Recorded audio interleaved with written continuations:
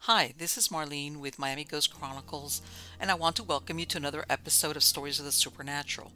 Wherever you find us, whether it's a video or podcast on your favorite platform, please like and subscribe to us so that you can get notification of when a new show is released.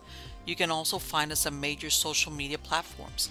If you go to miamighostchronicles.com, you can find links to the videos or MP3 files, which you can download and enjoy without commercial interruptions. If you're into classic horror, ghost, and adventure stories, I narrate Nightshade Diary, and you can find links at nightshadediary.com. If scary stories are your bag, and listening to encounters with cryptids, ghosts, dogmen, and other weird creatures sends a shiver up your spine, then go to supernaturalstorytime.com for links to our weekly podcasts. Noteworthy news about the paranormal world, true crime, conspiracy stories, and anything that is just plain weird can be found at eerie.news or visit the Stranger Than Fiction Stories tab at miamighostchronicles.com. Please subscribe to my newsletter on Substack. Just go to mppellicer.com for a link.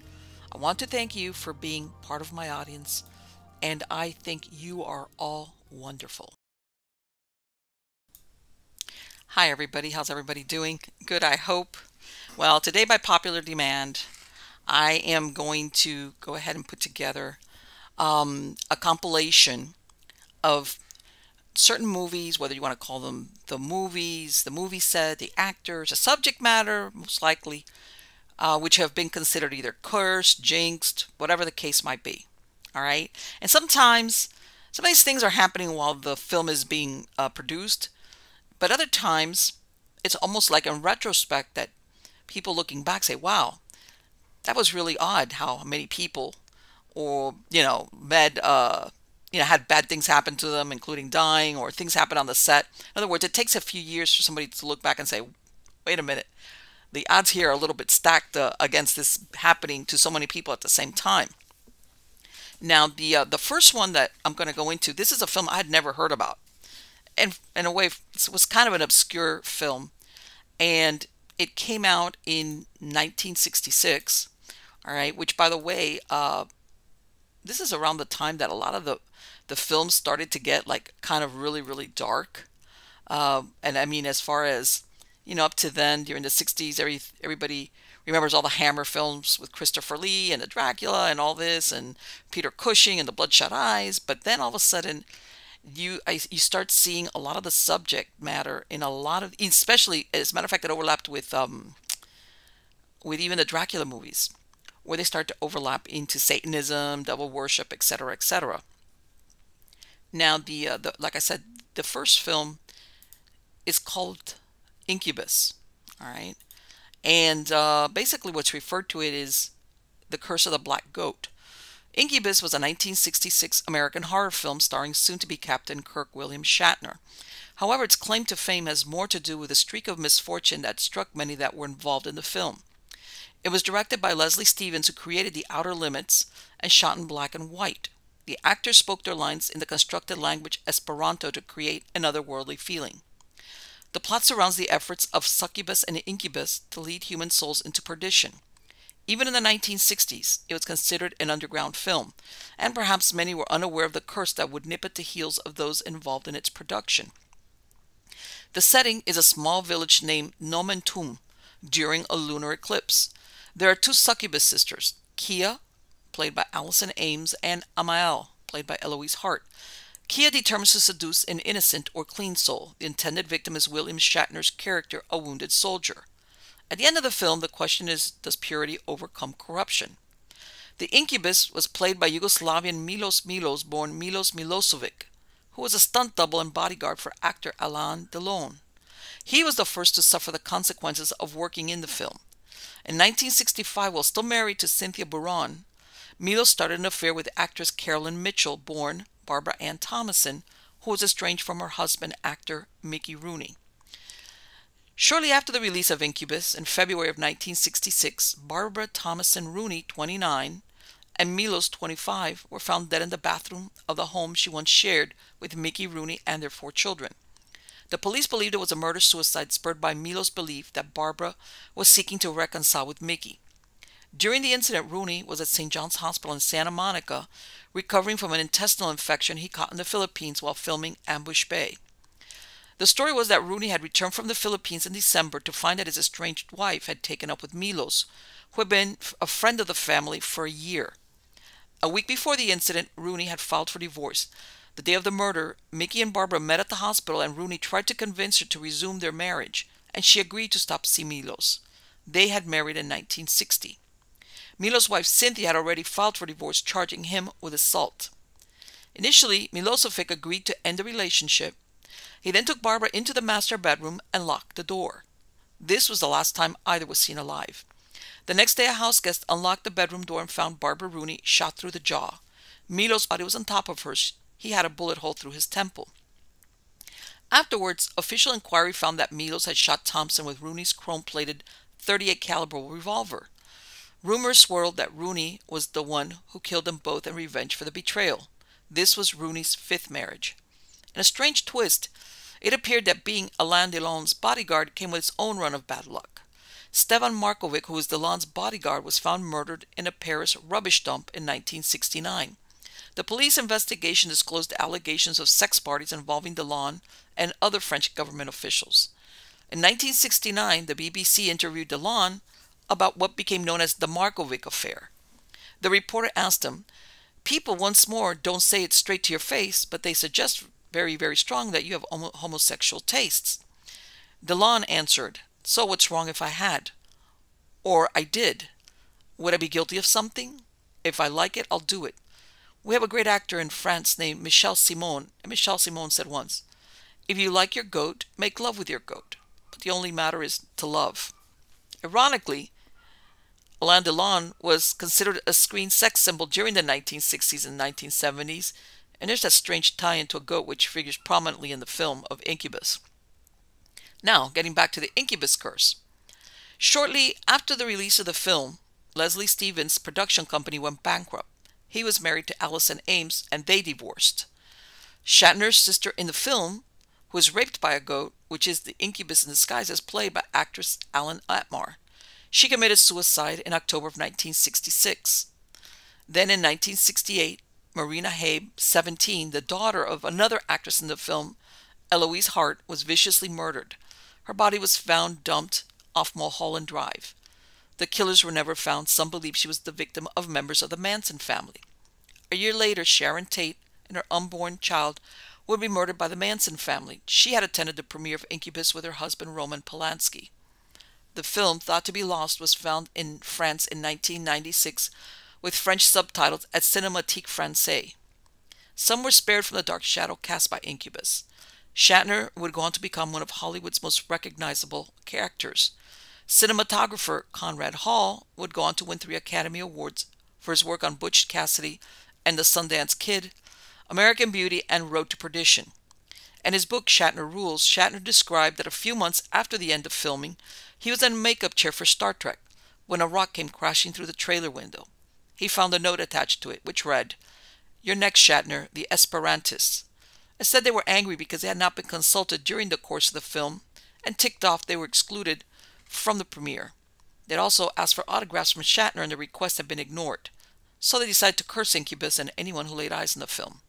Shatner writes that he destroyed every copy of the movie he came across. Something like that movie, The Ring. Dun, dun, dun. All right. Then we go on to, of course, everyone knows about The Exorcist. And there was things going on during the filming.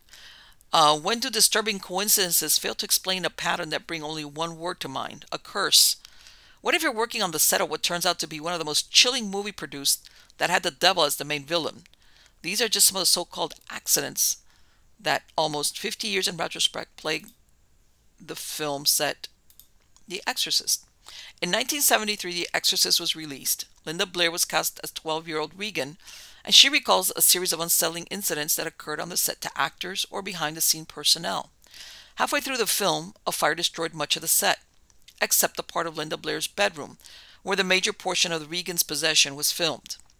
Linda Blair was later to learn that certain disturbing incidents were kept from her in order that she should not be frightened. Ellen Burstyn, who herself suffered an accident during the film, claimed that there were several other people involved in the film that died. People die eventually, but what are the odds that so many had ties to a particular film in one way or another? Jack McGowan played Burke Dennings, the alcoholic director. 1 week after completing his work on the film, he died from a heart attack that started out as a case of the flu. Vasiliki Maliros, who played Father Damien's mother, died from natural cause at the age of 89 when the film was still in post-production. During filming, Max von Sydow, brother and Linda Blair's grandfather, died. Jason Miller, who played Father Karras, was stunned to find out that his son Jordan was hit by a motorcyclist who appeared out of nowhere on an empty beach. It wasn't just actors or extras, but anyone who had some contact with the production. In New York, one of the carpenters accidentally cut off his thumb, and one of the lighting technicians lost a toe while working on the set. The man who refrigerated the studio, keeping it abnormally cold during the shooting, died. The assistant cameraman's wife had a baby that died. The janitor who took care of the building was shot and killed. Friedkin asked 2 priests who were hired as technical advisors, one who was hired as a technical advisor, to bless the set. This stopped all the sinister experiences, but around the time, a fire broke out in the Jesuit residence in Georgetown. Mercedes McCambridge was the voice of the demon. In November 1987, her son John Markle shot his wife and 2 daughters after being accused of fraud. According to the Chicago Tribune, he then went on to a study, shot himself in the temple. Next to his body, authorities found a white rubber old man mask.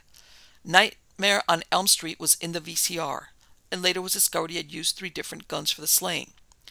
The Little Rock Police Department would discover that Markle had been fired the previous Friday, which was Friday the 13th, for a sophisticated embezzlement scheme that benefited Markle's mother, Academy Award-winning actress Mercedes McCambridge. In his suicide note, he blamed his mother for his decision in killing his family and himself. He cited her 2 suicide attempts, drinking and failed marriages, and mostly her lack of love for him. The letter contained the following, quote, "Initially you said, well, we can work it out, but no, you refused. You called me a liar, a cheat, a criminal, a bum. You said I've ruined your life. You were never around much when I needed you. So now I and my whole family are dead, so you can have the money." What better place for a serial killer than a film about the devil? Paul Bateson was an X-ray tech at NYU Medical Center who played an extra in the film as what else? An X-ray technician. Starting in 1975, this is 2 years after The Exorcist completed, by the way, several bodies of unidentified gay men had been found dismembered, placed in bags, and tossed into the Hudson River. The only clue police had was their clothing came from a shop in Greenwich Village that catered to the leather subculture. In September 1977, Addison Verrill, a reporter, was found murdered in his apartment. The police had no suspects. Village Voice journalist Arthur Bell wrote a piece about the crime, and he received a call from a man who said he'd met, quote, Verrill at Badlands, a gay bar in Christopher Street, where they partied until 3 a.m. After that, they stopped at a gay BDSM club called Mineshaft before heading to Verrill's studio apartment. A few days later, Bell received a call from another mystery man who told them Verrill's murderer was Bateson. Bateson was part of the S&M and leather subculture of Greenwich Village. He was an alcoholic, drinking at least a quart of vodka a day, which made it difficult to hold down a job. He was fired from the hospital where he worked at when he was hired to work on the film. On March 5, 1979, Paul Bateson was found guilty of murdering Addison Verrill, who he stabbed and bludgeoned with an iron skillet. The prosecution attempted to connect Bateson to what was then known as the bag murders, but were unable to do so, even though he did brag about committing them while serving his prison term. He said he'd done it for fun. Unable to prosecute him for the crimes, detectives were convinced of his guilt. These events inspired the movie Cruising, which technically remains unsolved. He was sentenced to a term of 20 years to life in prison to be served at Rikers Island. He was released in 2004. He is now said to live somewhere in upstate New York. Coincidentally or not, these crimes were committed after he worked on the Exorcist film. William Peter Blatty, who wrote the novel The Exorcist, based it on a true story of a 14-year-old boy from St. Louis who underwent an exorcism in 1949. The identity of the boy was recently confirmed. He was Ronald Edwin Hunkler, who passed away in 2020. He worked 40 years for NASA as an engineer.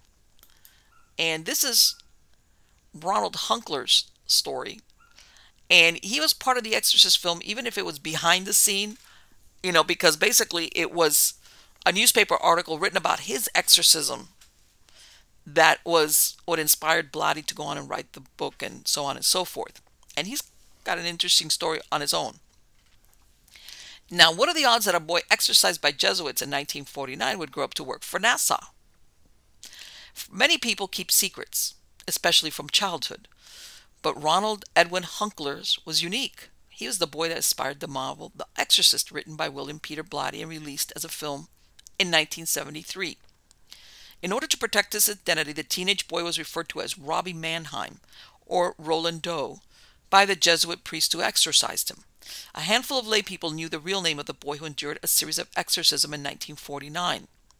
In 1973, the Exorcist movie filled up Catholic churches and confessionals with parishioners who had not set foot inside one for years, all of it driven by the fear their soul would be stolen by Satan. However, by the time the film was released, Ronald Edwin Hunkler worked as an engineer at NASA's Goddard Space Flight Center. He patented technology to help protect the space shuttle from extreme heat. In 2001, he retired after 40 years at the agency, guarding the secret of his experience as a teenager. He died on May 10, 2020, just 3 weeks shy of his 86th birthday.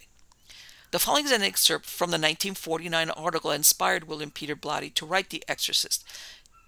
Blatty was 20 years old and an English major at Georgetown University.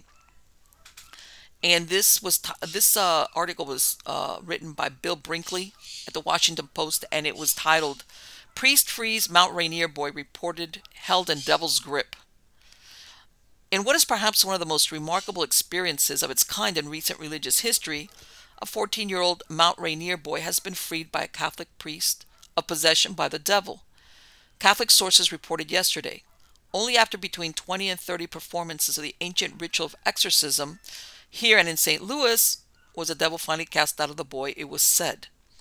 In all except the last of these, the boy broke into a violent tantrum of screaming, cursing, and voicing of Latin phrases, a language he had never studied, whenever the priest reached the climatic point of the ritual, "In the name of the Father, the Son, and the Holy Ghost, I cast thee the devil out." In complete devotion to his task, the priest stayed with the boy over a period of 2 months, during which he said he personally witnessed such manifestations as the bed in which the boy was sleeping suddenly moving across the room.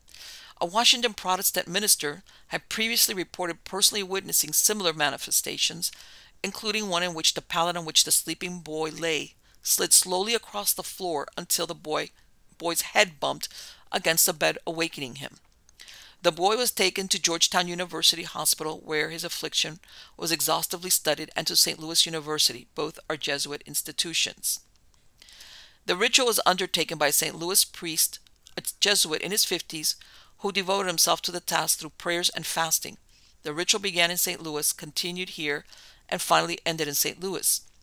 For 2 months, the priest stayed with the boy, accompanying him back and forth on the train, sleeping in the same house and sometimes in the same room with him. Repeatedly, each time the ritual was performed, the final violent reaction would come from the boy when the words were spoken, "I cast thee out." A reaction of profanity and screaming and the astounding use of Latin phrases, the priest was reported as saying.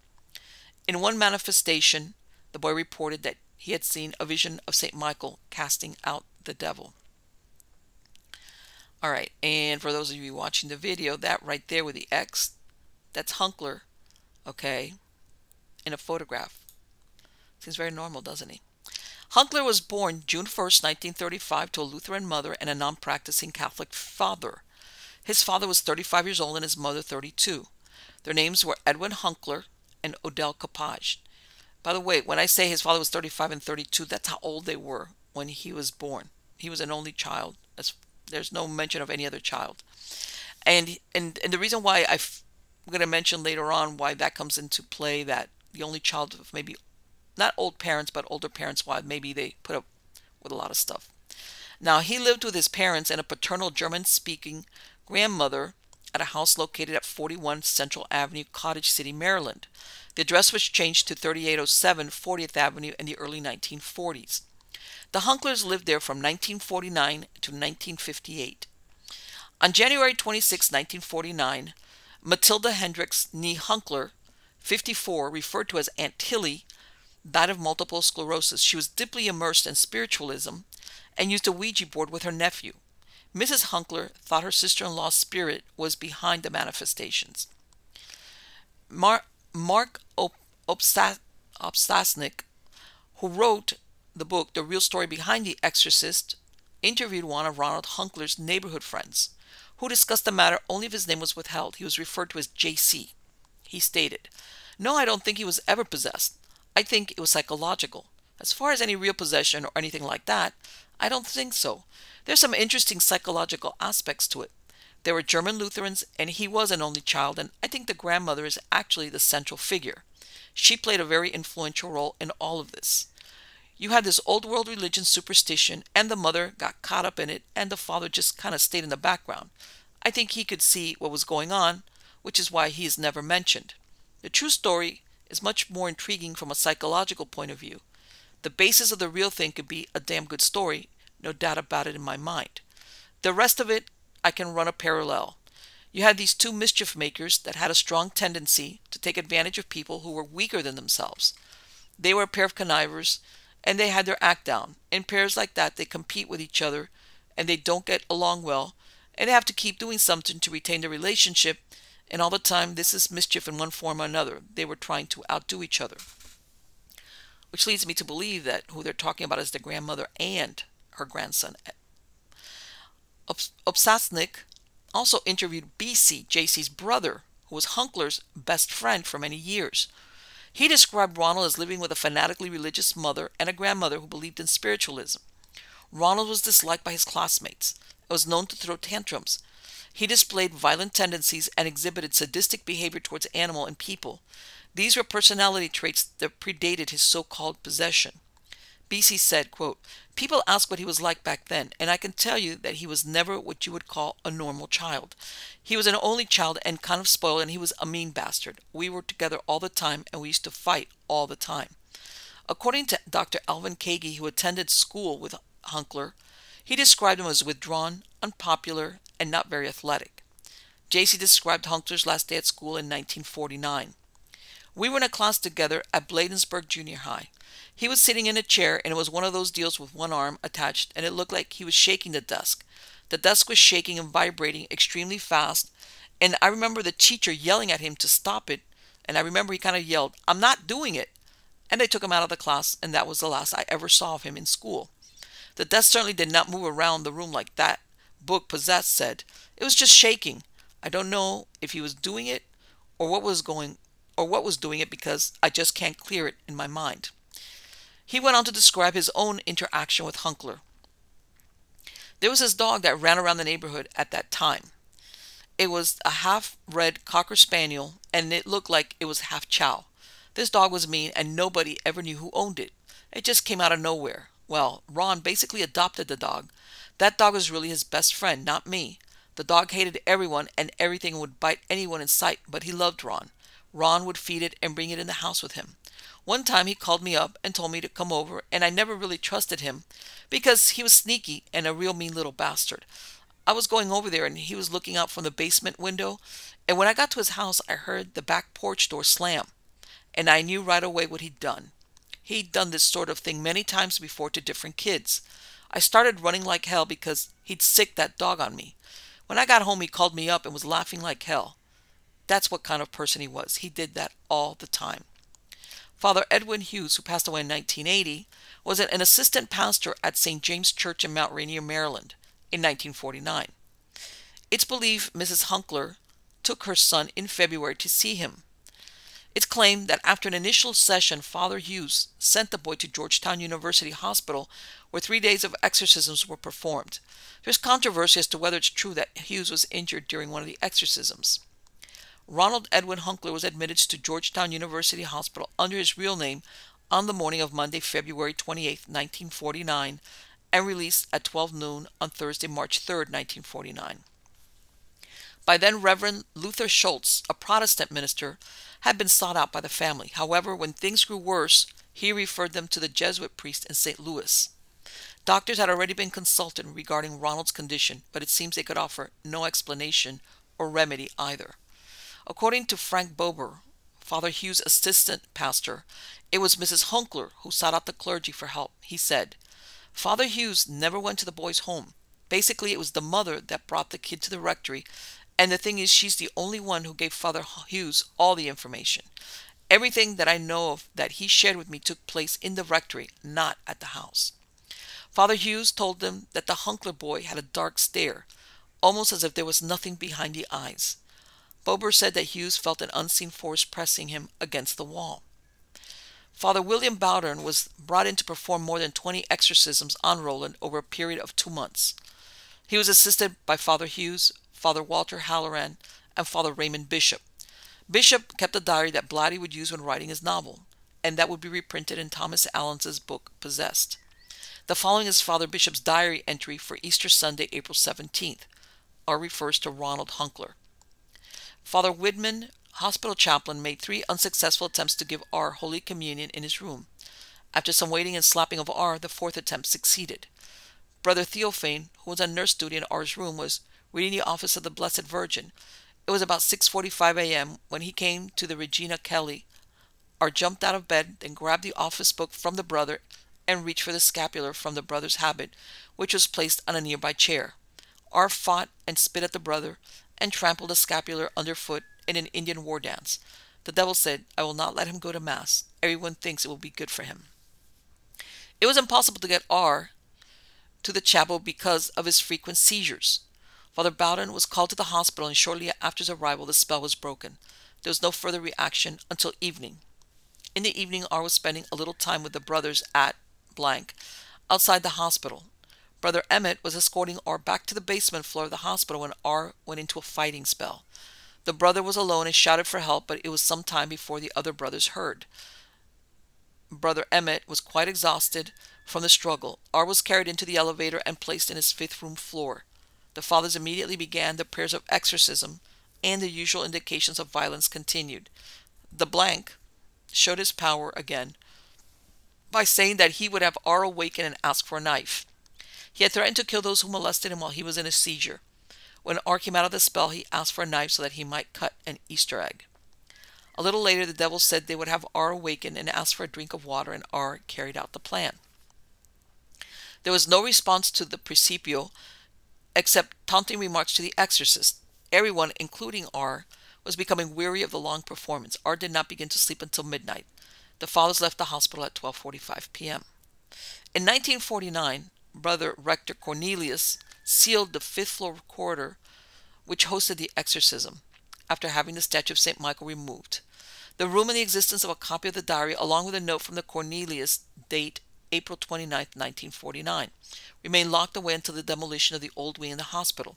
In October 1978, workmen clearing out furniture stored in the old wing of the Alexian Brothers Hospital that hosted the exorcism in St. Louis allegedly discovered the official record of the events, which confirmed that Father Bowden and Halloran had performed the exorcism over 4 nights in 1949. Father Walter Halloran was willing to discuss what happened in 1949. He said, I can't go on record. I never made an absolute statement about the things because I didn't feel I was qualified. I hadn't studied the phenomena and that sort of thing. All I did was report the things that I saw, and whether I would make a statement one way or another wouldn't make any difference. As to whether Hunkler spoke in other languages, he said, quote, just Latin. I think he mimicked us. He went on to clarify there were no demonic changes in the boy's voice, and that when Hunkler struck him, it was with normal strength. However, unexplained events did occur, he said. I saw a bottle slide from a dresser across the room. There was no one near it. The bed moving. It was on rollers like any bed, but I was leaning on it when it moved one time.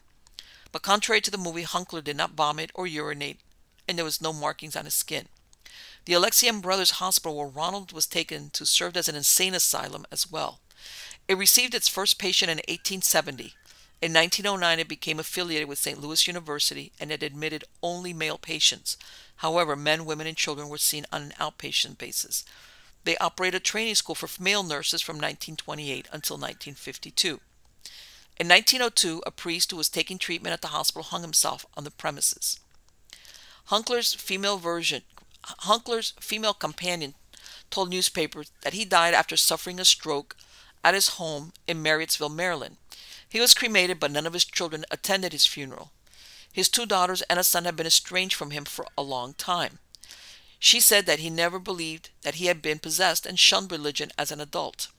He lived in fear that his identity would be discovered, and she said he had a terrible life from worry, worry, worry. They would leave the house on Halloween in case someone had discovered he was the haunted boy and its anonymity would be over. She said, he said he wasn't possessed, it was all concocted. He said, I was just a bad boy. However, there was an unusual event that occurred not long before Hunkler died. A Catholic priest came to him to administer last rites. His companion had not contacted any church.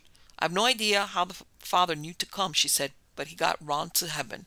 Ron's in heaven and he's with God now. And you know what? That's very interesting because did he have a behavior disorder? Or was the devil in control of him? Because, again, and this is something, as you can see, where they took him for his exorcism, the Alexian Hospital already dealt with the mentally ill. So you would think that they would be very well versed in recognizing somebody that had a mental problem. But they still went ahead and exorcised him. I don't know. Was he, and apparently they had to do this for quite a lot of days. So you ask yourself, was Ronald really possessed? Was Ronald just a BS artist?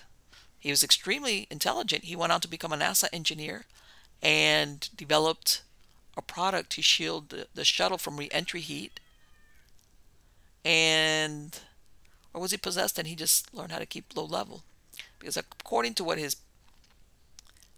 quasi-friend said from his childhood, he was not a nice kid at all. Okay, then we go on to another film that came out like maybe a couple of years after the Exorcist, because of course Hollywood saw how much money everybody made, so they jumped on the bandwagon. And on June 6, 1976, the movie The Omen was released. Just a few years before, the movies The Exorcist and Rosemary's Baby had made moviegoers believe in the devil again. It became an instant success, but the audiences were unaware that from the beginning, those who participated in the movie seemed to be cursed by weird accidents and even untimely deaths. Hot on the heels of blockbusters with the father of lies as the main villain, it was inevitable that one would be made featuring the Antichrist. However, Robert Munger was the one who thought of making him a little child. Harvey Bernhard and Mace Neufeld, producers, were not put off by making a film with satanic overtones and saw dollar signs instead of the portents that were quick to materialize from the very beginning of the production. Munger, a devout Christian, did offer Bernhard a warning that the devil would not take kindly to being exposed. The producers did not feel unlucky when they landed Gregory Peck to play the lead role of the movie. But a short time after he agreed to the role, Peck's 30-year-old son, Jonathan, committed suicide. Peck was heartbroken, but he decided to continue to work in the film. However, as he flew to England in October 1975, the plane he was traveling in was struck by lightning, and one of the motors caught fire, almost taking him to a watery grave. A few days later, either Neufeld or David Seltzer, the screenwriter, there's a conflict as to who it was, trekked across the Atlantic as well. And despite the odds being against it, his plane was also struck by lightning. After that, producer Harvey Bernhard narrowly escaped being struck by lightning while filming in Rome. One has to wonder if it's just about then some eyebrows were being raised among the production crew and the actors. But apparently the third time was not the charm. Bernhard was taking no chances and started to carry a cross with him while on the set. Part of the film was to include an aerial shot of London, and at the last minute an airplane reserved for use by Richard Donner, the Omen's director, and a film crew was given instead to a Chinese businessman. The plane crashed at the end of the runway after being struck by birds, and it went through a perimeter fence, hitting a vehicle that contained a driver and 5 children. All the persons in the car were killed. The scenes of the Rottweilers, who afterwards became known as devil dogs, was the next instance of devilish interference, when a heavily padded stuntman was badly bitten by dogs that refused to obey their trainer and actually continued to attack despite being called off. The next scenes of the movie were shot in a safari park, and Lee Remick, who played Damien's mother, and the child actor Harvey Stevens were genuinely terrified by the vicious reaction of the baboons. Sidney Bamford, an animal handler who was present to oversee the animals, was killed the following day by a tiger who was not properly caged and grabbed him by the top of his head and mauled him to death. The next scenes of the movie were shot in a safari park, and Lee Remick, who played Damien's mother, and the child actor Harvey Stevens, who, again, they go the next, the next scene you're going to see is, by then you're realizing that Lee Remick is starting to get worried about what she's seeing going on around her. Neufeld was staying at the Hilton Hotel in London during the filming, and again, Satan timings need to be off when he escaped death after the IRA blew the building up. Like a persistent, if inaccurate, hitman, a few days later, Neufeld was to meet Gregory Peck and other film executives at a well-known London restaurant when he missed the bombing there by only a few minutes. By this time, the actors were thoroughly spooked, and Lee Remick refused to shoot a scene where she fell from a balcony. She was convinced something would go horrifically wrong. That was when the scene was changed to her falling over the railing to the tiles below, while her son, who caused the accident, looks down dispassionately at his dying mother. In typical Hollywood style, the film was released on June 6, 1976, playing on the 666 motif, but at the end of the film, it did not seem to end the ripple effect from having worked on it. 2 months later, on Friday, August 13, 1976, John Richardson, who engineered the special effects of the film, including the decapitation by the sheet of glass by the character played by Richard Warner, was en route to Omen in the Netherlands. Yes, there's a place in the Netherlands spelled O-M-M-E-N. He was working on Richard Attenborough's A Bridge Too Far. Liz Moore, who was a sculptress who had worked on special effects for The Omen and had made the first C-3PO prototype in 1975, was a passenger in the vehicle when it had a head-on collision. Richardson was seriously injured, but Liz Moore was decapitated when a tire went flying through the window. Richardson later claimed he saw a sign on the side of the road saying the town of Omen was 66.6 kilometers away. Alf Joint, an experienced stuntman who had worked on the Omen movie, also went on to work on A Bridge Too Far. In a sequence where he was to jump from a roof and onto an airbag, he strangely fell and missed the airbag, almost killing him. When he awoke in the hospital, he claimed something had pushed him, even though no one had been near him when the incident occurred. Coincidence or curse, either way, didn't stop 2 Omen sequels to be made. That's a lot of people. Okay, even when the actors themselves are thinking, oh boy. So, this is it's called Riding the Blue Buick, and it's about actress Jayne Mansfield. Now, on a hot summer night, a blue vehicle glided along a narrow road known as the Old Spanish Trail. In the space of a few seconds, the quiet was rent as the screech of twisting metal reverberated, and 3 of 6 passengers in the automobile met a violent death. One of them was named Jayne Mansfield. Jayne Mansfield was born April 19, 1933. Her real name, or her birth name, was Vera Jane Palmer. Her parents lived in Phillipsburg, New Jersey. Her father, Herbert, an attorney, died when she was 3 years old. Her mother, Vera, married Harry L. Pierce, and the family moved to Dallas, Texas. She married Paul Mansfield on May 6, 1950, when she was 17. On November 8, she gave birth to their daughter, Jane Marie. The couple moved to Camp Gordon, Georgia, while he trained in the Army Reserve. And for those of you who want to count on a finger, yes, she got married in May and had a baby in November, which means she was pregnant. This was the same year that Vera Mansfield, her name then, received an offer for a role in the B-movie Prehistoric Women. In 1951, she went to Austin, Texas, and worked as a nude model for art classes and other jobs to earn a living. Jane separated from Paul in January 1955, the same year she modeled for Playboy. In 1976, her daughter Jane Marie was also featured in the magazine. It was at this point that she caught the media's attention and broke into the film industry and Broadway. Her similarity in looks and style to Marilyn Monroe, who died in 1962, could not be denied. In November 1957, Jane bought a Spanish-style mansion at 10100 Sunset Boulevard in Holmby Hills. Her next-door neighbor was Tony Curtis, who lived at Alwood Estate. The bulk of the money to buy it came from an inheritance she received from her maternal grandfather, Elmer Palmer. The house dated back to 1929, when it was built as a honeymoon home for Rudy Valley, which he never occupied. He put it up for sale in 1936. In 1940, It was purchased by the Cantor family. Mr. Cantor was the head of the McDaniel grocery chain. In February 1958, an auction was held to sell the furnishings of the mansion where the family lived for 17 years. The following month, Jayne bought the house, and it was after buying her dream home, which at one time was featured in Life magazine, that things seemed to go sideways for Jayne Mansfield. That year she bought the house, Jayne divorced Paul Mansfield after testifying that, quote, he wanted to turn her into a kitchen slave. She then married Mr. Universe from 1955, Miklos Mickey Hargitay. When Jayne Mansfield moved in with Mickey Hargitay, the house was done over in pink from end to end, thus earning its name as the Pink Palace. There was a heart-shaped tub and a heart-shaped swimming pool with 2-foot mosaic message, I love you, Jayne, inscribed at the bottom. Fans who toured by the estate would often be surprised when she would come out on the balcony and wave to them. She also drove a pink Jaguar to go with the theme of the house. Soon incidents started to occur which presaged the ultimate tragedy that was visited upon Jayne Mansfield in June of 1967. October 1958, Mickey Hargitay and a then pregnant Jayne had a minor accident with an MTA bus that collided with their convertible. The damage was only to the bumper and estimated to be only $25 to repair.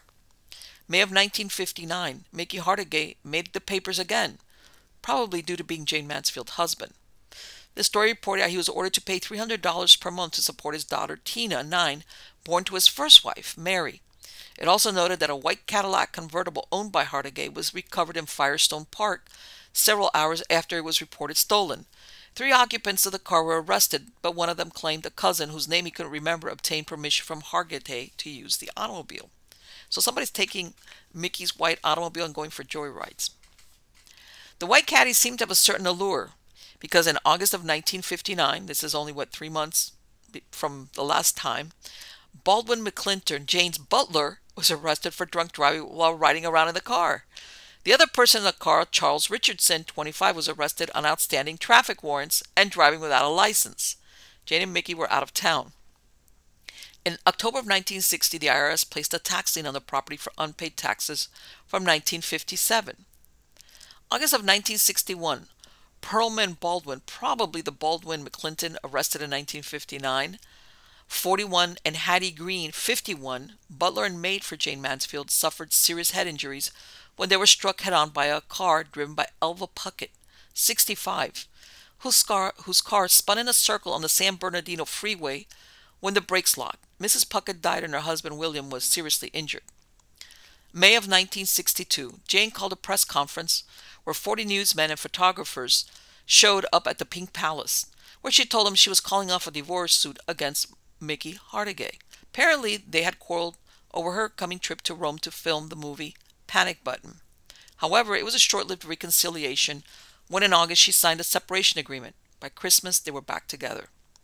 Strangely enough, in the intervening months, she'd announced she was going to marry Enrico Bomba, an Italian film producer. She told reporters, "Then all of a sudden it occurred to me that I wanted to reconcile with Mickey." The truth was that once she found out Enrico faced a long and expensive legal battle to obtain a divorce, Mickey seemed a safer bet. March 1963, Mickey Hargitay faced a $40,000 battery suit from Jayne's hairstylist. He claimed that on February 21, Mickey pulled him out of Miss Mansfield's auto and maliciously and wrongfully assaulted him. The car was parked in front of the stylist's apartment. Jayne was supposedly dropping him off after they had gone out for dinner. Mickey denied the incident. 2 months later, the couple divorced in Chihuahua, Mexico. She was pregnant with their 3rd child. By August of 1964, Jayne filed an injunction against Mickey. She wanted to restrain him from, quote, annoying and molesting her and their daughter and from entering their home to remove personal property. Jayne had given birth to their 3rd child, Mariska. Their 2 boys, Miklos and Sultan, stayed living with Jayne. The following year, she tied the knot with Matt Simber, real name Thomas Vitale Ottaviano, and they had 1 child, Tony. In February 1965, the Pink Palace was attached by the Sheriff's Department. Jayne and Matt Simber were sued for $382,000 along with General Artists Corps. The suit involved a breach of contract. The complaint stated that Jayne had agreed to star in a movie being filmed in Turkey.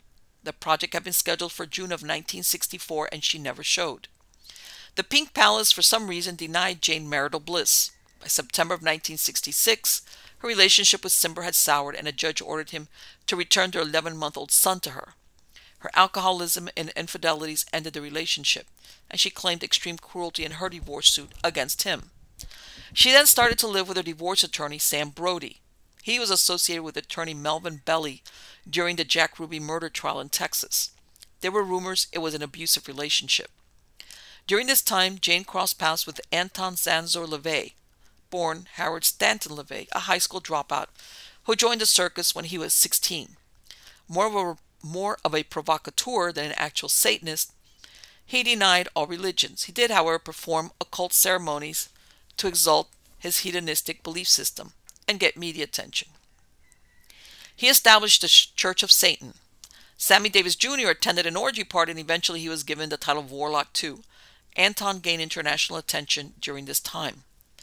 Anton was smitten with Jayne and invited her to be his high priestess. Whispers swirled that Jayne had sought him out with the hope that he could place a curse against her last husband, she was embroiled in a bitter divorce with. Personal woes were on the horizon for the starlet. The rumors she drank heavily persisted, as well as relying on diet pills to keep her thin and dropping LSD. In October, the San Francisco Film Festival said she wasn't welcome. November of 1966 was not a good month for Jayne. Sam Brody's wife added her name to a divorce suit she filed in the courts in February, alleging her husband had committed adultery with 40 women. Was Jayne the 41st? Then her son Zoltan was mauled by a supposedly tame lion at a jungle land zoo. Notice the same thing happened during the filming of The Omen. The lion had been allowed to run freely for some publicity pictures Jayne was posing for. Then it was chained because the handlers noticed it was acting peculiar. The boy had been playing close to the lion when suddenly the animal bit the child in the neck and inflicted serious wounds. 2 employees of the zoo pried open the lion's jaws and had to pull him off the boy. 5 doctors, including 2 neurosurgeons, worked 3 hours on the boy. They said he had a skull fracture, a punctured spleen, and later contracted meningitis. Despite the alleged bitter divorce proceedings between them on June 8, 1967, Jayne was spotted at El Morocco with ex-husband Matt Cimber, dressed with very little to conceal. Jayne maintained her relationship with Anton Lavey, and in 1967, they participated in a photo op.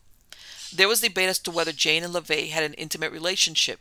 In a 1992 interview, Lavey's daughter claimed that Mansfield was a practicing Satanist and did indeed have an affair with her father. On June 19th, newspapers published a story that Jayne Mansfield's daughter was under police protection. The story detailed that Jayne Marie had walked into the West Los Angeles police station and said she'd been, quote, beaten and whipped with a leather belt by a male friend of her mother. She displayed welts and bruises on her hips and mouth. Samuel Brody said police had no right to take the child to juvenile hall. He used the fact that a judge had just awarded custody of Tony, her 20-month-old son, with Matt Cimber, to Jayne in a custody dispute where he claimed she was an unfit mother. Due to Jayne Marie's age, the judge kept details of the detention hearing secret. Jayne Mansfield claimed she'd been having disciplinary problems with her daughter. A granduncle from the Mansfield family was given temporary custody of the girl.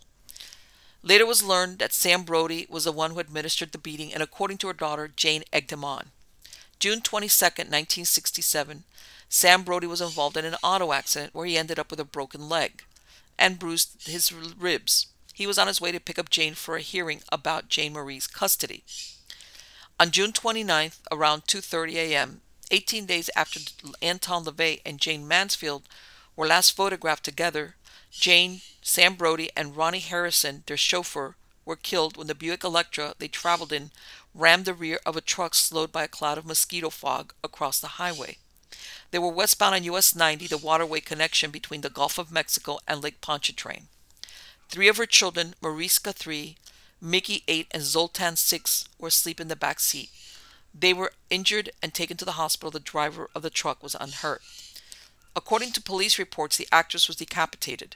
The group left Biloxi around midnight and were 30 miles east of downtown New Orleans, traveling on a 2-lane route known as the Old Spanish Trail. Later, the cause of death for the 3 adults was listed as crushed skulls. Within a few days, there was a dispute over Jayne's body and who would handle her funeral arrangements. A judge gave Mickey Hargitay and her mother custody of her remains based on his determination that Jayne was never legally divorced from Hargitay. He said their Mexican divorce was not valid. December, Jayne's third husband was given court approval to administer her estate. The newspapers compared Jayne's fate to other starlets who didn't live happily ever after. They cited Marie the Body McDonald, who died in 1965 from an acute drug intoxication. Linda Darnell died in a fire in 1965. Marilyn Monroe committed suicide in 1962. Carol Landis took an overdose of sleeping pills in 1948. And Carol Lombard, who died in an airplane crash in 1942. On July 3rd, Jayne was laid to rest close to her father in Fairview Cemetery, located in Penn Argyl, Pennsylvania. Her paternal grandparents and great-grandparents were buried in the same cemetery. Of all her children, the only one who attended Jayne's funeral was Jayne Marie. The other four were under the age of 10. Brody's estranged wife was named special administrator of his $185,000 estate. It was disclosed that on May 30th, her dead husband had changed his will and named Jayne Mansfield as his sole beneficiary.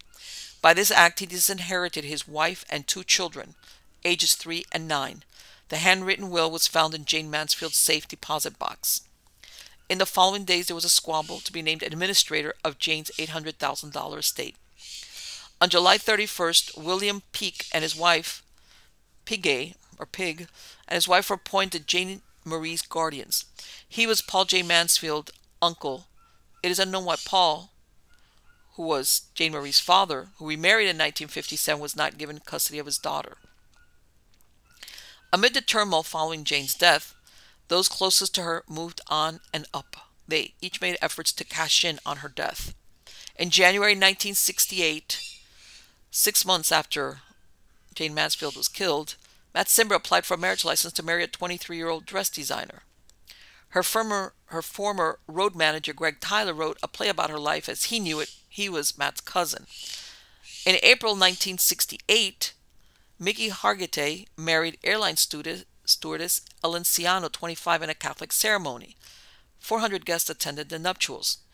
Within less than a year after Jayne was killed, both of her husbands had gone on to remarry. Despite their claims, they still loved her when she died. Both of them were intensely involved in lawsuits for damages in connection to her death. Soon after the first-year anniversary of the tragedy, Matt Cimber was running a bar called the Puss in Boots. He was hit with a misdemeanor count of exhibiting obscene matter for showing continuous films of women writhing on a bed. A judge dismissed the charge. He also provided facilities for sketching and photographing models on the premises. December 1967, the Pink Palace went on the market for $300,000. The 28-bedroom, 11-bathroom home with its 2.5 acres sold in August 1968, but only for $180,000 to an unnamed buyer. Included were 264 items of furniture and wardrobe belonging to Jayne Mansfield. Jayne's paintings and jewelry were not included and were to be sold at a court-conducted auction. Later in the month, a jewelry firm had already made a bid of over $50,000 for the items. It was around this time rumors circulated that Jayne died due to a curse placed by Anton Lavey against Sam Brody, and also because of her involvement with satanic practices. Much of it was sped by Lavey himself, who claimed the accident came about due to his rituals done against Jayne's attorney. Whether it was true or Lavey used it as an opportunity to grab the limelight is unknown. Shortly after her death, a memorial service was held for Jayne at the Church of Satan.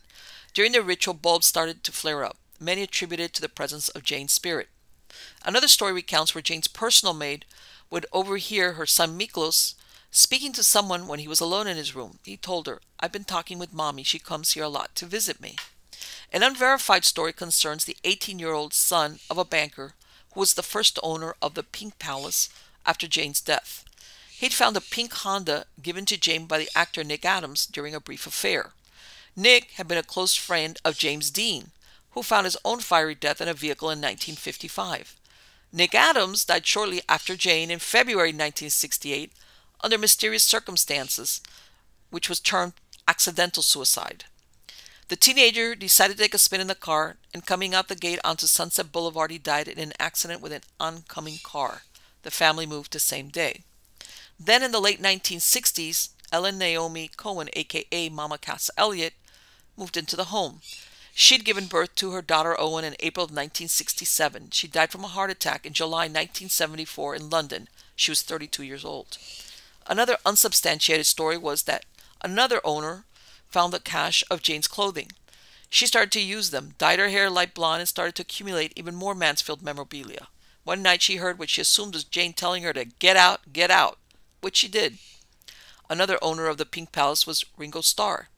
His efforts at denuding the home of its pinkness didn't seem to work, since the color would seep in through the white shade it was painted over with. Another story, again unsubstantiated, described where Rita Grenlin, who lived there before Engelbert, said she would smell a woman's perfume, a scent not used by anyone living in the house. In 1976, Engelbert Humperdinck bought the house for $233,500, sight unseen. According to him, it was totally uncared for. Most of the pink was gone, but the famous heart-shaped pool was still there. He brought it back to its pink splendor and spent over $1 million to restore it. He did remove the swimming pool message, since too many helicopters would hover overhead to capture the well-known connection to the blonde bombshell it'd been dedicated to. Engelbert met Jayne Mansfield years before, so he recognized her when he saw her ghost. He said, "Once I saw a figure in a long black dress in front of me. It was Jayne, but it wasn't frightening. I was about to say, 'Hello, Jayne,' when I realized she was dead. I didn't say anything, and then she faded out." He claimed to also smell her rose petal perfume inside the home. In 1980, he had the house blessed by a priest, and she was not seen again. He put it on the market in December of 1989 for $8 million. By 1992, he dropped the price to $7.2 million, then changed his mind and took it off the market. In 1997, he offered the mansion on QVC. The price now was under $4 million. After living there for 26 years, he finally found buyers. He auctioned off the stained glass headboard, statuary, and other Mansfield artifacts. Her sons were allowed to take a petrified wood fireplace installed by their father, Mickey. Her daughter, Mariska, took a copper hood used over the fireplace of the pool house.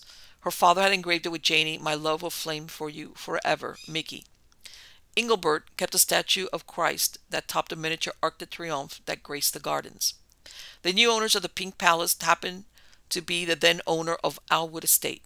According to Engelbert, they said their plans were to preserve it. Instead, they raised the house to enlarge Alwood's already large lot in 2002. In 2004, Engelbert Humperdinck said in an interview, "I used to smell her perfume. People are going to think I'm crazy if you write this. All houses are haunted. There are certain people who can feel the spirit. It's sad that the house was flattened. Where will Jayne's ghost go now?" Other stories that circulated but were never verified is the Pink Palace was plagued by bursting water pipes soon after Jayne's death.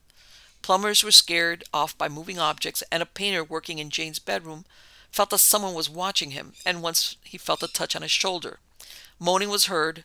Servants came and went after only a few days. Linda Mudrick, Jayne's longtime companion, quit, stating, "I never want to go in that house again." The source was supposed to be Jayne's uneasy spirit, worried that her children would not receive the inheritance since she died intestate.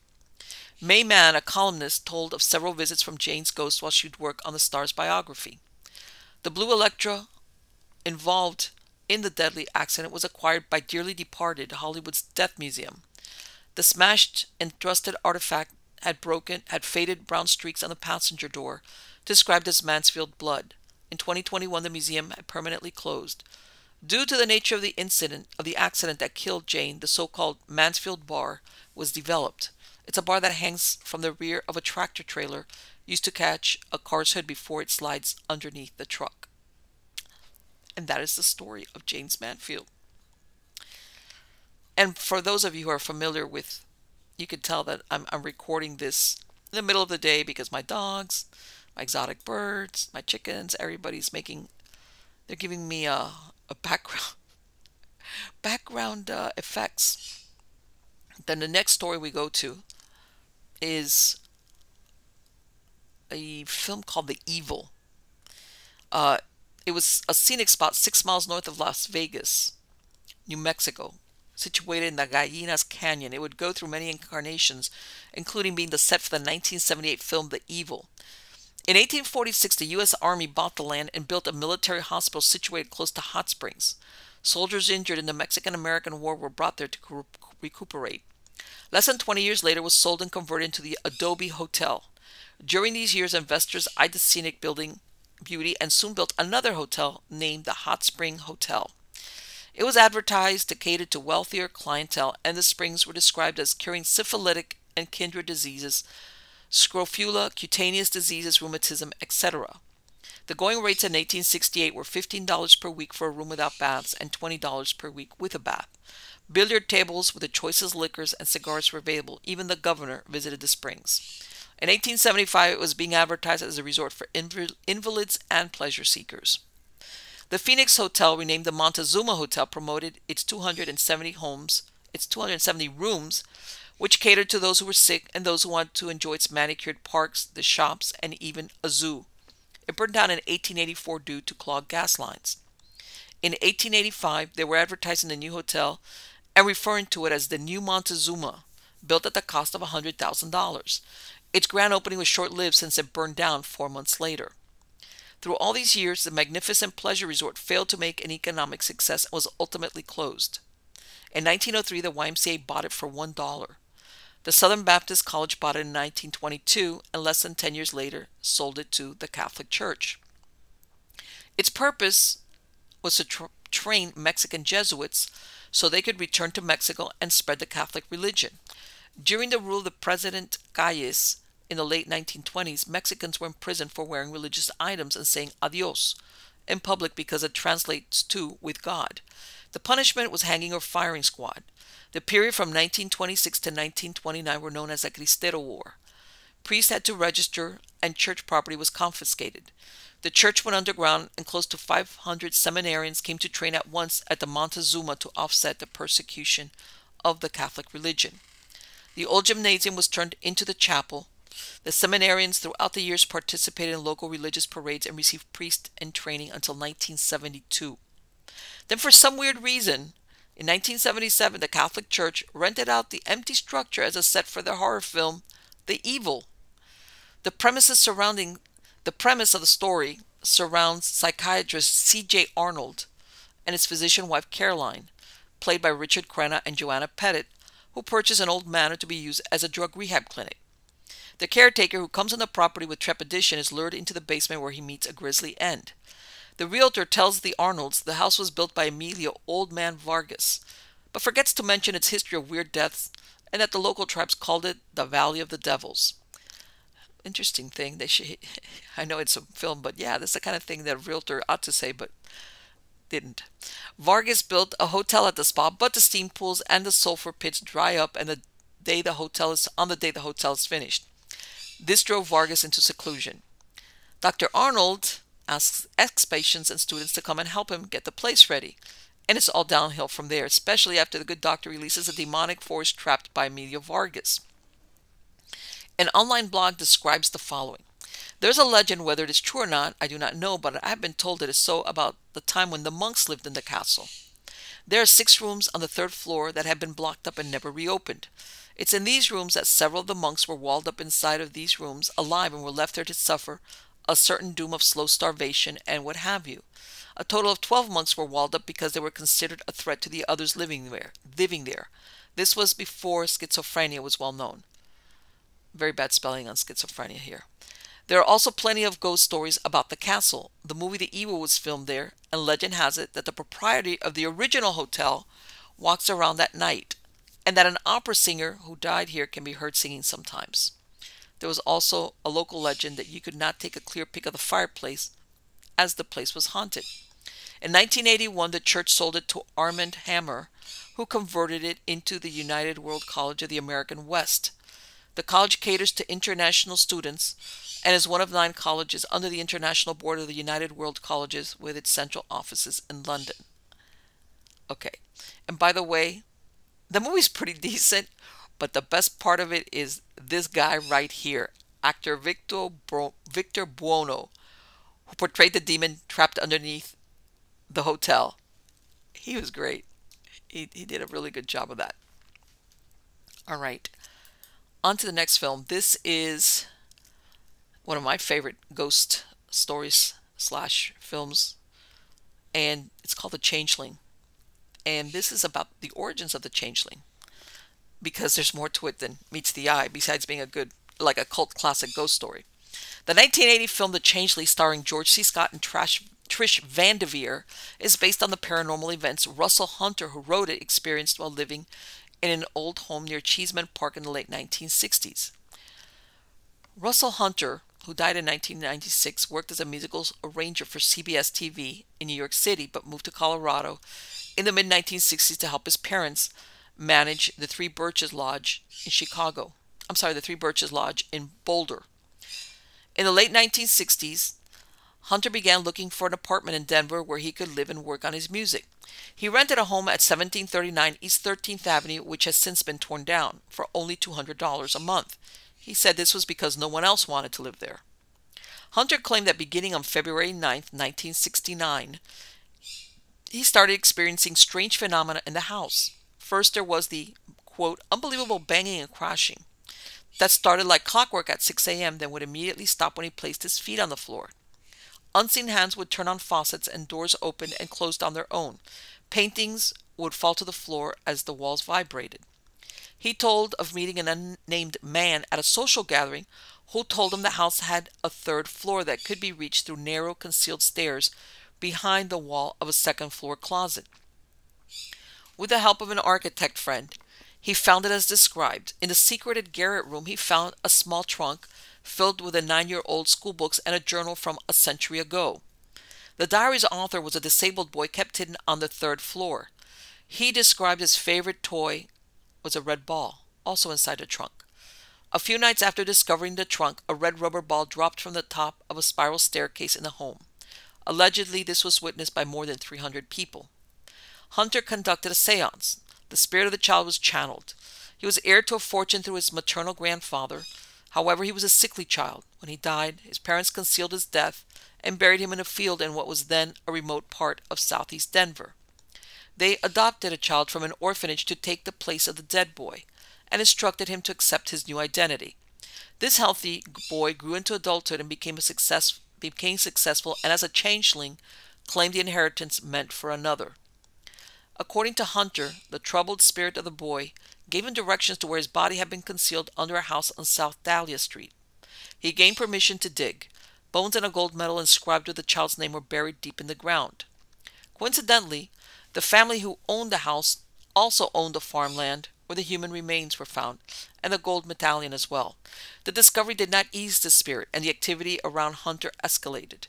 He said, "Glass doors blew up in my face and severed an artery in my wrist. The inner walls over the head of my bed violently imploded." He moved to a house on Kearney Street, but the disturbances followed him there. Realizing that perhaps the entity was more malevolent than what he originally thought, he followed his friend's advice and sought the help of a priest from Denver's Epiphany Episcopal Church to exorcise the structure. The priest, who wished to remain anonymous, commented about Hunter, quote, He did seem to have a problem. We performed the last rites of exorcism in his second house on Kearney Street." End quote. Whether the rites were successful or not is unknown. However, he did not call the priest again. Soon after, the Treat Rogers mansion was demolished. Hunter said he came to see its destruction and said, quote, "As the walls of the wing which had contained my bedroom collapsed, they suddenly flew outward and crushed to death the man operating the bulldozer." Now, that's very unusual experiences, but that the strange stuff going on predated even the building of the house. At the turn of the century, a childless couple lived in the home at 1739 East 13th Avenue, Cheeseman Park in central Denver. The couple, Henry Treat Rogers, a prominent lawyer, and his wife, Kate Rogers, filed a permit with the city of Denver in July of 1892 to build a brick building in the Wyman's addition of Denver. Architect Henry Ten Eyck Wendell designed the home.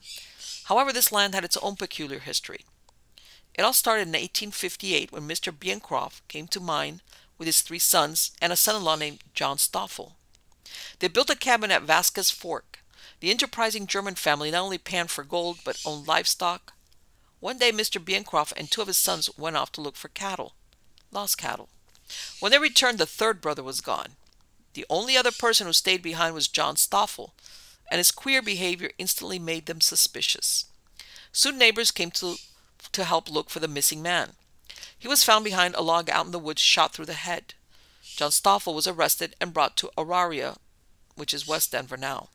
On April 8th, he appeared before temporary magistrate and admitted he murdered Thomas Biencroft, but his reasons were far from ordinary.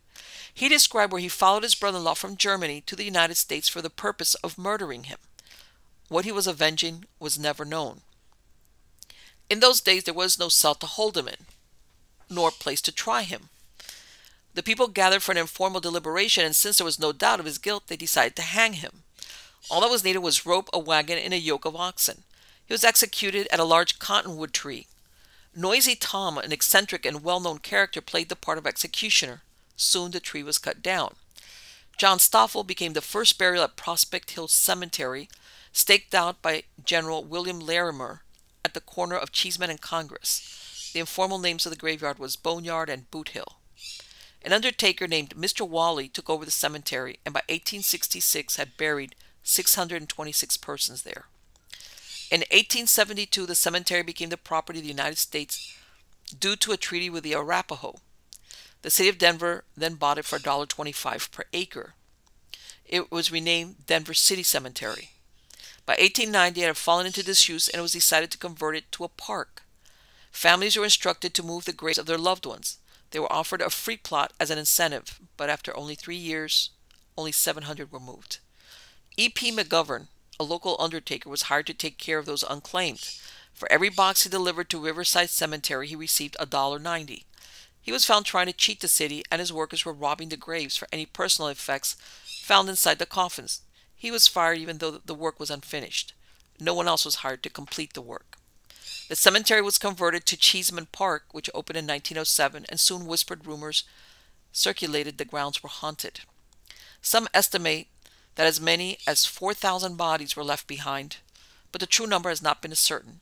However, every time irrigation work is started, bones are found. Besides the Forgotten Dead, located just south of the cemetery, a pest house or pestilence hospital for contagious patients received thousands of souls that were left there to die. Some think that fear of contagion, especially smallpox, was another reason why so many bodies were left behind. In 2010, while completing irrigation work at Cheeseman Park, city employees unearthed 4 skeletons. The coroner found they were over a century old. If there was ever a tombstone to commemorate them, it is long gone. Perhaps they were criminals or paupers, and they were anonymous from the beginning. They were reinterred in Mount Olivet Cemetery. Now back to the story of the Rogers family. The location of the Rogers' new home was probably built over forgotten graves, but no doubt ignorance is bliss, and the house was built as they specified. Though the couple did not have children, they did have a niece and nephew who spent time living in their home. The niece, Frances Clark Ristine, came from Illinois to live with the Rogers when she was 10 years old and stayed until her marriage to George Ristine. After living in Chicago for several years, Frances and her husband returned to Denver after the death of her uncle, Henry Treat Rogers, in 1922. They lived in the 13th Avenue house with Kate Rogers, who formally adopted Frances as her daughter around 1927. Frances became the longtime secretary for Denver Orphans Home and the president of the Globeville Day Nursery while living in Denver. She inherited 1739 East 13th Avenue and a small fortune after the death of her aunt in 1931. She followed Mrs. Rogers to the grave after only 3 years. Now, a small aside here, this whole story that Russell wrote was supposedly loosely based on his own experience and with the spirit, and of course, the whole, how can I say, crux of that story was the changeling was an orphan. And notice here, Frances Rogers Ristine ran, well, she didn't run, but she was the longtime secretary for Denver Orphans Home and the president of the Globeville Day Nursery. I mean, let's just speculate a little bit. If you wanted to get an orphan to take the place of a child that died and that you would lose some type of inheritance, that's the person to go to. So let's continue with the story.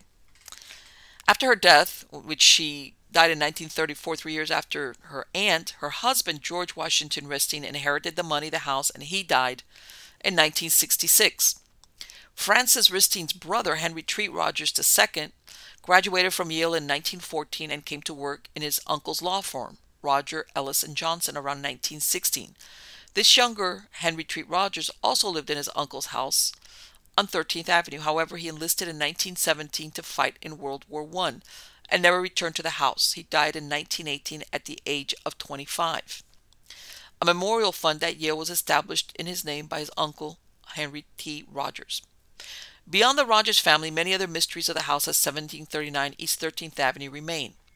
In the 1970s, Russell Hunter claimed the Phipps family, very prominent in Denver, made attempts to silence him, even to the point of putting out a hit on him, allegedly because the storyline of the book was too close to their own family history. Strangely, no copies of Russell Hunter's books are available anywhere, and I can attest to that myself personally because I tried to find one and I can't find it anywhere. What if Russell Hunter, true surname Ellis, never lived in the mansion at all? According to the Denver Library, that may be the case. The research they have shows his parents did own the Three Birches Lodge in Boulder, and he may have been in Denver in the late 1960s. Unfortunately, there are no records explicitly putting him at the house. In 2015, a blogger posted the following. My family, parents with 7 kids, moved into this house in 1959 when I was 8 years old. It was a huge house with 2 separate staircases leading to the second floor, one with a halfway landing and the other with an enclosed spiral coming off the kitchen for servants. I never experienced any paranormal activities. Perhaps the ghost enjoyed the company of all the children. In a strange coincidence, Peter Medak, the director of The Changeling, became fascinated with the story because of recent deaths in his family.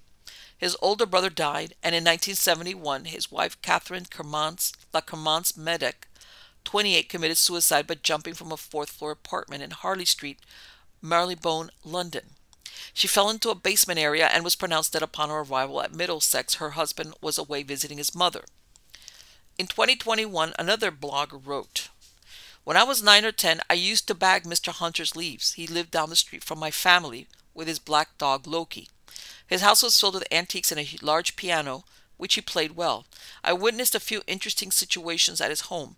The story he told me was of a little boy who was killed by a coal cart in front of the mansion. The boy's name was Eric. That was the spirit that haunted the mansion and supposedly followed Mr. Hunter to his new residence near me. Great individual. I moved in 88, never saw him again. I believe he passed in 94. So that goes again to the premise of, the land, the story, how much of it is true, how much of it was made up, so on and so forth. Now, this is another story which was really interesting. And this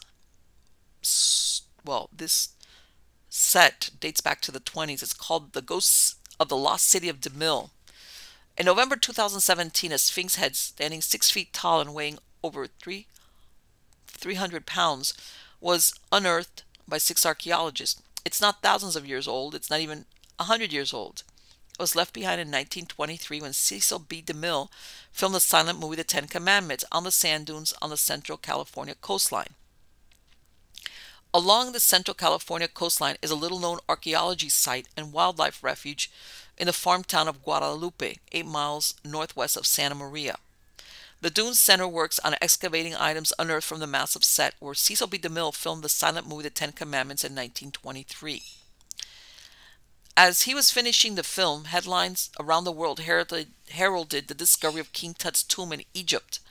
After filming was complete, DeMille, not wanting a second-rate director to use his Dune set, he had his crew cover the entire 720-foot set in sand, covering 21 plaster sphinxes, the backdrops, and the massive Pharaoh's Gate. He had used over 1,600 workers to build his city of pharaohs. Over the years, it crumbled and was buried in the scenic coastal dunes, becoming known as the Lost City of Demille.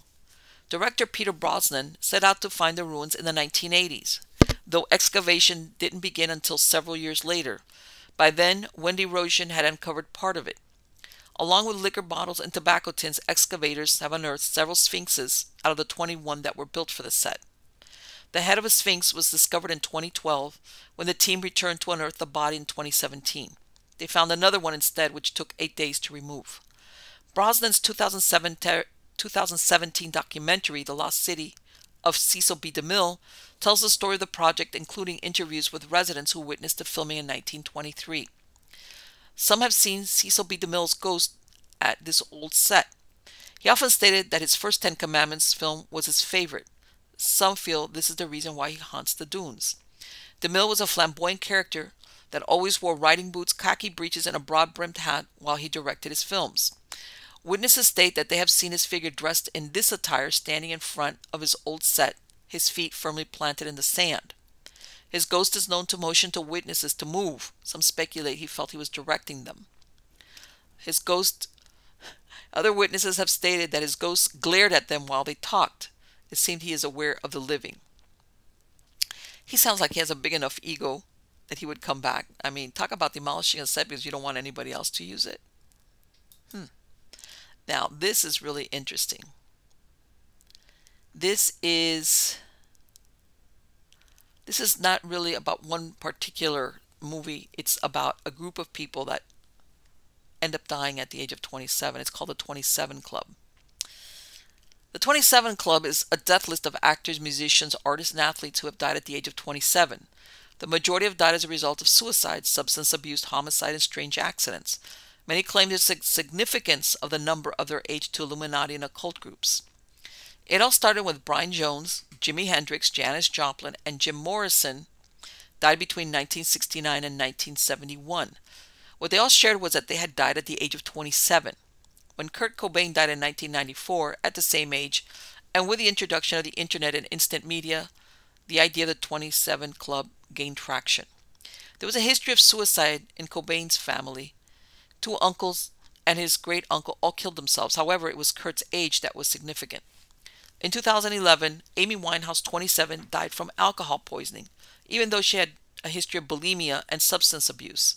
Her family had feared her committing suicide due to these factors. Ironically, Amy had expressed fear of becoming a part of this club. One of the last to be included in the group is Anton Yelchin, Star Trek Beyond actor who died at age 27. On June 19, 2016, he was fatally pinned by his car after it rolled down the steep driveway of his LA home. He was found pressed in between his brick mailbox and the security fence. Why is 27 an important number to occultists? The cube is the perfect representation of the number 27. It is sacred to Satanists and Saturnists and included in worldwide rituals that outsiders are unaware of. These ceremonies are practiced in secret at the highest level of church and state. There are 27 chapters in the Bible's New Testament. There are 27 letters in the Kabbalah, 27 channels to God, and 27 names for God. Dates of seasons are important when practicing occult practices. During the spring solstice of 2016, Joan Laurier, better known as China, died from a drug overdose. Prince died on April 21st, and the Queen of England, when visiting Washington, D.C., announced Prince William and not her son Charles would inherit the throne. Was another secret sacrifice to Baal offered on June 19th. A Russian-born Jewish actor would have been of special interest to the Hollywood moguls because of his first name. Anton happens to be the first of the founder of the Church of Satan, Anton Lavey. Conspiracy theorists suggest that throughout Yelchin's films, there were clues of his planned sacrifice, embedded in cryptic words and images that only Hollywood elite devil worshippers understand. This is a world that operates below the surface, which laughs at the stupidity of the masses. Or were they just coincidences? Anton's first starring role was in the 2001 film Hearts in Atlantis, which was released barely 2 weeks after the 9/11 attack on the Twin Towers. Prior to this, he had small parts in Along Came a Spider. By the way, Hearts in Atlantis was a story authored by Stephen King. Anton plays Bobby, who as an adult remembers himself when he was 11 years old, which was 40 years in the past. The song Ain't That a Shame plays in the background. The main character is Ted Brodigan, played by Anthony Hopkins. He comes from parts unknown and hires Bobby to read a newspaper to him since he claims his eyesight is very poor. They develop a strong relationship. As the film progresses, it becomes obvious that Ted is highly psychic, apparently seeing much more than he could, even with his regular eyes. This includes a person's darkest secrets. He confronts the school bully with his knowledge, stopping him from picking on Bobby. He is also aware that Bobby's mother is self-absorbed and selfish. She feels burdened bringing up her son by herself since Bobby's father died when he was 5 years old. Her dark secret is that she was raped at a convention after she was duped into attending, using her vanity against her. Ted warns Bobby about the low men that wear dark clothing, hats, and travel in dark cars. They are coming for him and cast long shadows. He has something they want very much. He tells Bobby that he'll know they're in town when he sees ads posted for lost dogs. Who do they represent? Men in black, spiritual men in white, or henchmen for the New World Order? Ted warns Bobby, they'll be coming after you too. Ted also recognizes that Bobby has special abilities, such as that he was able to beat a swindler at an amusement park with his mind powers. He recognizes the same power in Bobby's friend played by Mika Borum. In one scene, Ted asks Bobby, "Do you know what's going on around you?" The boy replies, "I won't let the boogeyman get you." They laugh. References to death are unmistakable throughout the film. Eventually, Bobby, Anton, sees posters for lost dogs posted on telephone poles, and he knows the low men are near and looking for Ted. He witnesses they hustle Ted into the backseat of a car and drive away with him. This takes place in a dark alley with bright neon pawn shop sign in the background. Was Bobby a pawn, or are we all pawns? Bobby leaves the town soon after. He never sees Ted again and loses contact with his girlfriend. He returns 40 years later to find out she has died. He meets her daughter, Molly, and he gives her a photo he had of her mother, which he always carried with him. In it, she had butterfly wings. This is a well-known symbol of MK Ultra mind control disguised as an innocuous insect known for transformation. It's frequently seen on album covers, celebrity clothing, and publicity photos.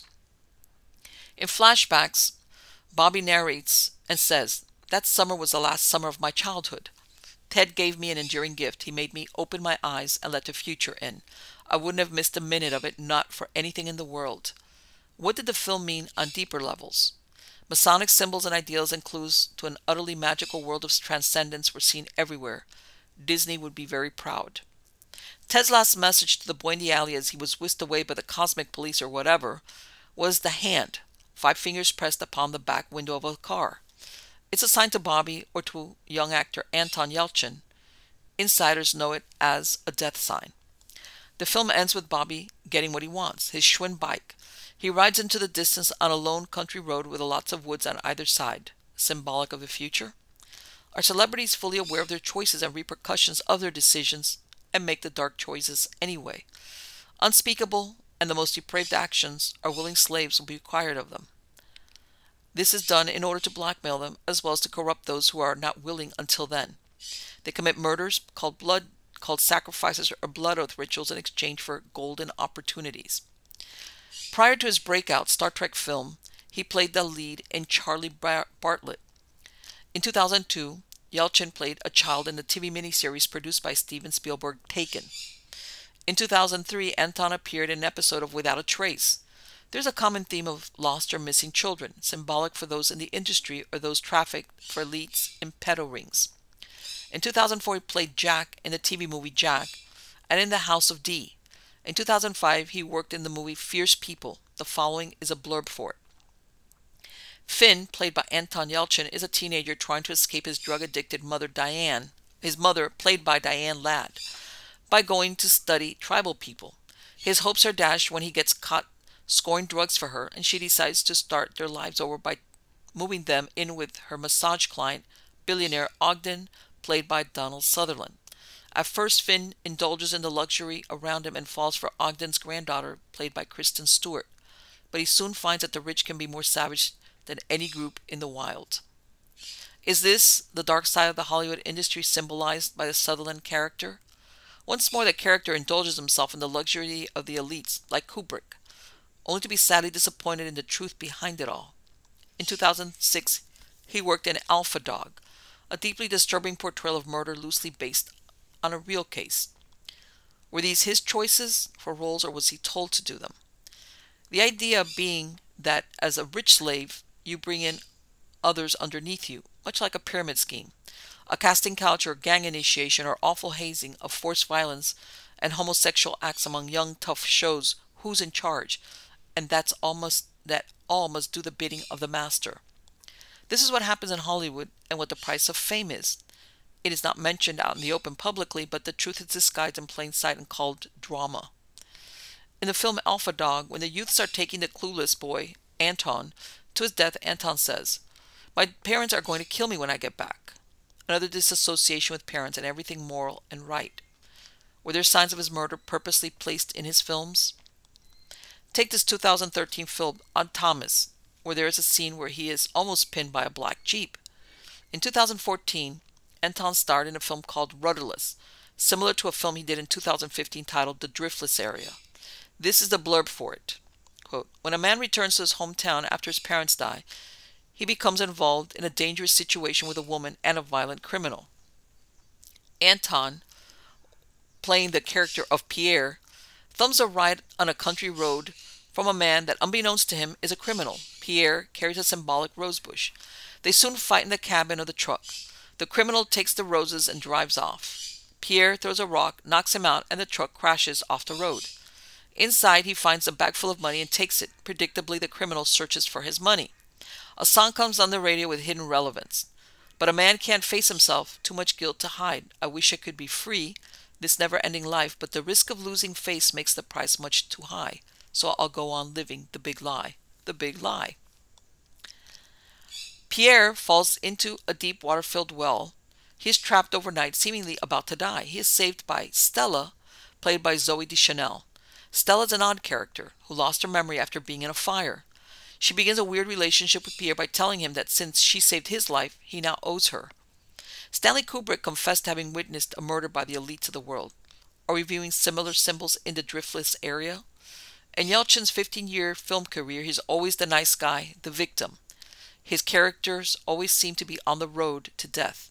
Did this mirror his real life? Later in the film, we realize Stella is strange because she's a ghost. She died in the fire. At the end, Pierre is killed in the woods and he is led into the light by whatever Stella had become. Another film that ended with Anton's character dying. In 2015, he co-starred with Patrick Stewart in a low-budget movie titled Green Room.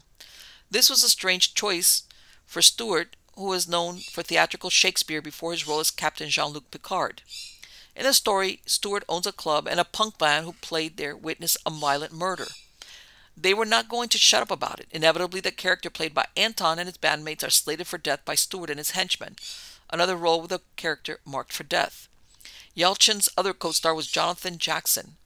Both Jackson and Yelchin portrayed Kyle Reese, a character in the Terminator movies, at separate times. Another word for being killed is being terminated. Did Yelchin die at the hands of a machine like the fictional Kyle Reese? Was that role another foreshadowing of how Anton would meet his strange end? Considering the title of film, The Green Room, you can ask yourself the significance of it. There is none, within the context of the film that is. Green rooms are waiting rooms where the actors wait before their performance. Is this a reminder that actors work and get money at the behest of their handlers? The answers are extremely complex and rarely ever simple. They are hard to see or understand. I think there are enough clues and coincidences to be suspicious that devious things truly happen beneath the two-dimensional, innocent, fake surface of film celluloid. In 2010, Randy Quaid, an Oscar-nominated star, fled to Canada from the U.S. after claiming he was on a hit list of a group of mysterious killers known as Star Whackers. And you know what? When you look at it from that perspective of how many of his films ended up him dying, come on, I've known that a lot of actors will say, oh, you know what, I want a great part, like I do a death scene, but that's like, once, I want to do it once or a couple of times the most so I can, do the death scene thing, but that's it. But when the majority of your roles, especially if you're paying a young person, you're pushing up daisies, it's like, what? Okay, the last one, this is about a piece of real estate that started out quite innocuous, but in the 1930s, Oswald, Ozzie Nelson, and Harriet Nelson became famous on the radio show The Baker's Broadcast. In 1944, they launched their own radio show, The Adventures of Ozzie and Harriet, which later became a well-known sitcom by the same name that ran on television from 1952 to 1966. The house on the set was modeled after the real home, which would eventually develop a reputation for being haunted. The house is located on 1822 Camino Palmero Street in Los Angeles' Hollywood Hills. It was built in 1916 for a prominent Los Angeles businessman, Harold G. Farrard, on a sloping half-acre parcel in the exclusive La Colinas Heights subdivision. Architects Frank Kegley and H. Scott Garrity designed it in colonial revival style. In 1937, the bank put it up for sale at $16,500. Then cowboy actor Dick Ferran lived in the house with his wife Madeline Piper Hollings and their 2 children. In 1940, as part of their divorce agreement, she gave up the claim to the house and he stayed there. She had charged him with cruelty during the divorce suit. Things didn't go good for Dick. A few months later, he was arrested, pleading guilty to the drunk charge after fighting the arresting officers. The Nelsons purchased the 2-story property in 1941 And the exterior shots of the adventures of Ozzie and Harriet show feature the actual house. The family lived there until 1975 when Ozzie died from liver cancer in the house. Harriet moved to another house they owned in Laguna Beach. She died in 1994. According to the real estate agency that handled the sale of the house 3 times, paranormal occurrences were reported, not only by those who have lived there, but workmen as well. The apparition of Ozzie is seen walking throughout the house. He's been seen eating ice cream in the kitchen, which was something he liked to do when living. The occupants would wake in the early morning to find the jar containing the ice cream scooper pull the jar. He also visits the pub room where he had a model train set that would run on its own. Renovations throughout the house have changed the layout of the house as it was during the time the Nelsons lived there. However, the exterior is much the same as when it was built over 100 years ago. The family that occupied the house in the late 1970s complained of lights and faucets turning on and off by themselves, hearing footsteps, and witnessing doors opening and closing without anyone being around. There were times when the smell of rose-scented perfume wafted through the air. A woman who lived there during this time described feeling a spirit pull back the bedsheet and something kiss her neck and breasts. A 1994 painter described seeing a white misty form near him and hearing footsteps as well.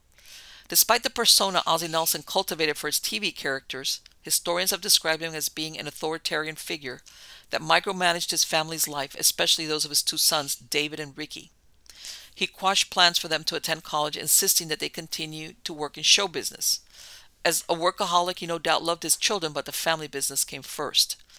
Rick Nelson went on to have his own musical career. He died in a plane crash on December 31st, 1985, at the age of 45, on the way to a concert in Texas, at a time when he was struggling to revive his singing career. The house was featured as Ari Gold's house in Entourage. In 2014, actor Christopher Meloni purchased the home, which, despite having been the abode of a wholesome family, had acquired the reputation of being very haunted.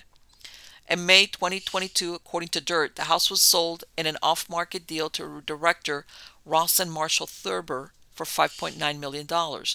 It had gone on the market originally in 2020 for $6.5 million.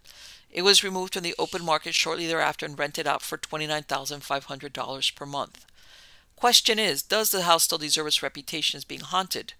Does Ozzie Nelson still walk throughout the house checking out the renovations and wondering where his train set went, or has he gone on to the greatest adventure of them all?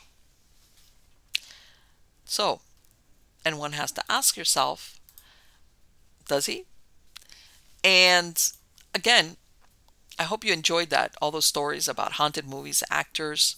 Don't forget to sign up for my my newsletter. Go to, well, it's on Substack, but if you go to Miami Ghost Chronicles, if you go to mppellicer.com, you're going to find links not only to signing up for the newsletter, you're also going to get links to any of the shows as far as the video links, also podcast links to the podcast platforms. But if you want to listen to any of the podcast version of any of the shows, you're going to find links there that will let you either listen from your browser or download the MP3 file without commercial interruptions. This is not only for stories of the supernatural. You can find links there for Supernatural Storytime at .com, Nightshade Diary, and also the Eerie News portion, which we talk about all the recent weird stories coming out in the media. So again, guys, thank you for coming back every week and spending this time with me. It is absolutely wonderful. I have a lot of great guests coming on. New ones, returning ones, and I hope to see you then. Take care.